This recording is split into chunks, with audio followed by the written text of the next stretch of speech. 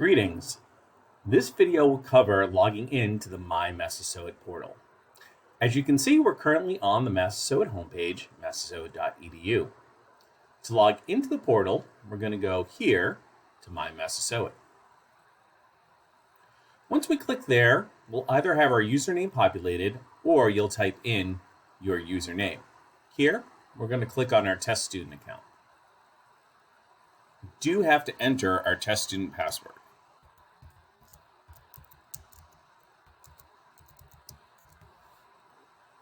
Click sign in. We'll stay signed in for now. And here you can see we have successfully logged into the portal. All our cards are available right here. Our student profile information is also available here.